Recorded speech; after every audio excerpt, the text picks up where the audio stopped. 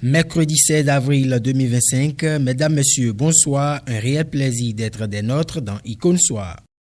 Le Bénin continue de moderniser le secteur des transports et de la logistique. L'exécutif a autorisé lors du Conseil des ministres de ce mercredi la réalisation d'une étude de faisabilité sur les métiers du transport et de la logistique pour répondre à la croissance soutenue des échanges commerciaux. Réunis ce mercredi 16 avril 2025 sous la présidence de Patrice Talon, le Conseil des ministres a autorisé la réalisation d'une étude de faisabilité sur les métiers du transport et de la logistique. Cette démarche vise à répondre à la demande croissante en main-d'œuvre qualifiée en lien avec l'essor des échanges commerciaux. L'objectif est de renforcer le rôle stratégique du port et de l'aéroport de Cotonou comme pôle économique régionaux et internationaux. Le développement du transport fluvial est également envisagé pour améliorer la mobilité urbaine et les liaisons avec les pays voisins. L'étude permettra de recenser les besoins en compétences et de proposer des formations adaptées alliées sur les évolutions technologiques. Elle contribuera à structurer un secteur clé pour la croissance économique et l'employabilité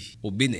À Ouidah, les agro-éleveurs ont été formés sur la sédentarisation sous l'impulsion du haut-commissaire et président de l'APES. La session a permis de lancer le bureau local et d'orienter les participants sur les priorités du secteur. Sous le leadership du haut-commissaire à la sédentarisation et président de l'Association pour la promotion de l'élevage au Sahel et en savane, la communauté des agro-éleveurs de Ouidah a été formée sur la sédentarisation des éleveurs. Cette formation a porté sur les grandes actions à mener pour un meilleur positionnement en lien avec les orientations du gouvernement actuel en matière d'élevage pastoral. Elle a également permis de sensibiliser les participants aux objectifs, à la mission et à la vision de l'APES. Accompagner la volonté du chef de l'État en matière de sédentarisation des éleveurs. Cela relève de la responsabilité, c'est vrai, du gouvernement, des élus, c'est-à-dire des mairies et de tous les élus, mais également en premier lieu surtout de la responsabilité des différents acteurs, l'éleveur et l'agriculteur. Je pense qu'ils ont saisi l'essentiel du message et nous nous donnons encore d'autres rendez-vous pour pouvoir continuer ces débats, ces échanges et surtout pour évaluer les pas franchis dans cette localité. C'est une association pastorale des éleveurs qu'on est venu présenter à la communauté Peul de Ouidah et expliquer aux membres, à tous les participants, l'importance de faire partie de l'association. À cette occasion, ce 13 avril 2025, le bureau de l'APES à Ouidah a été officiellement installé dans le but d'instaurer une dynamique locale autour des actions de l'organisation. Ce bureau que nous avons installé aujourd'hui ici à Paou, c'est un bureau qui va représenter les agro-éleveurs de cette commune-là sur les intérêts de l'APES, l'Association pour la promotion de l'élevage au Sahel et en savane. Ils seront l'œil de cette association dans cette commune-là. Ces leaders auront ce rôle-là, quand même, de faire tout possible pour qu'il y ait une entente entre les éleveurs et les agriculteurs. Je vois les éleveurs sont motivés et si nous continuons à leur parler de l'objectif de l'APES, d'ici peu du temps, les agro-éleveurs de Ouidah aussi, ils vont essayer de changer leur manière, c'est-à-dire ils vont changer leur idée d'avant pour adopter la réalité d'aujourd'hui. Et il y a ce qu'on faisait auparavant, qu'on doit changer aussi au niveau de l'élevage pour qu'on puisse avoir un élevage responsable. Donc pour cela, j'appelle à toute la communauté Peul de s'unir et d'accepter de vivre avec les autres communautés. Les participants, très motivés, sont ressortis satisfaits des échanges et des connaissances acquises. Par rapport à ce que le docteur a dit, ce que nous avons eu à retenir le plus important des choses est que les peuples puissent s'unir afin de s'accroître pour pouvoir s'entretenir beaucoup de conflits entre agriculteurs et éleveurs.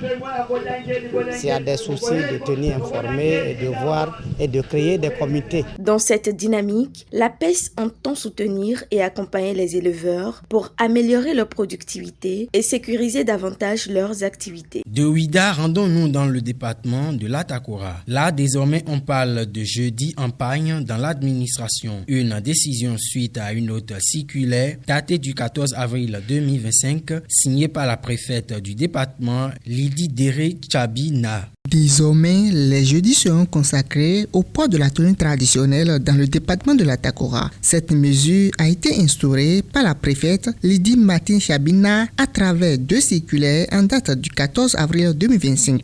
Elles concernent les agents des mairies ainsi que ceux de l'ensemble des services déconcentrés de l'État. Cette initiative vise à la fois à valoriser le savoir-faire des artisans béninois, à renforcer l'identité culturelle nationale et à soutenir la filière artisanale locale en stimulant la demande pour les tenues traditionnelles. Elle s'inscrit dans la dynamique du gouvernement béninois qui encourage les initiatives locales de développement et œuvre à la préservation du patrimoine culturel national. Des vidéos TikTok devenues virales affirment que la majorité des sacs de luxe seraient fabriqués en Chine avant d'être finalisés en Europe. Une affirmation qui suscite pas mal de doutes sur la transparence des grandes maisons. On fait le point de cette situation avec Salomon Yansoum. Des vidéos rivales sur TikTok révèlent que des sacs de luxe vendus jusqu'à $38,000 seraient fabriqués en Chine pour environ $1,400. Des entrepreneurs chinois y dénoncent les marges élevées des marques occidentales mettant en lumière une production massive en Chine. Cette vague de contenu, souvent en anglais et ciblant les consommateurs américains, survient dans un contexte de tensions commerciales croissantes entre la Chine et les États-Unis, tensions exacerbées depuis l'instauration de taxes douanières punitives par Donald Trump dès son arrivée à la Maison-Blanche. Les vidéos diffusées après le 10 avril semblent coordonnées avec des formats similaires et les messages soulignant l'écart entre le coût de production et le prix de vente. Des publications sur INS avancent que le gouvernement chinois aurait levé des clauses de confidentialité permettant aux fabricants de révéler ces pratiques. Cependant, des médias comme New Week appellent à la prudence, soulignant que certaines affirmations restent difficiles à vérifier. Cette campagne soulève des questions sur la transparence dans l'industrie de luxe et pourrait influencer la perception des consommateurs sur la provenance réelle et la valeur des produits haut de gamme. En sport, les Aiglons du Mali affrontent les Lionceaux de l'Atlas du Maroc en finale pour la CAN U17 Maroc 2025. Le dernier carré de la CAN U17 Maroc 2025 a livré son verdict et ce sera Mali-Maroc pour la finale. Au stade Larbi Zaouli de Casablanca, les Aiglons du Mali ont dominé les jeunes étalons de Burkina Faso grâce à une prestation tactiquement solide. Soumaïla Fane a ouvert le score juste avant la pause, avant que Mahamadou Traoré ne scelle la victoire sur une tête bien placée en seconde période. 2 expulsions côté burkinabé ont achevé leurs espoirs. À El Bachi, Maroc et Côte d'Ivoire se sont neutralisés dans le temps réglementaire. Il a fallu la séance des tirs au but pour départager les 2 équipes. Les Lionceaux de l'Atlas ont fait preuve de sang-froid pour l'emporter 4-3 et décrocher une 2e finale consécutive après celle perdue en 2023 face au Sénégal. Ce samedi 19 avril à Casablanca, place à une finale inédite entre le Mali, sacré en 2015, et le Maroc, en quête de son premier titre. Un duel qui promet entre 2 écoles de jeu et 2 générations prêtes à entrer dans l'histoire. Eh bien, internautes, ce sera tout pour le point de l'actualité. Portez-vous bien et à demain.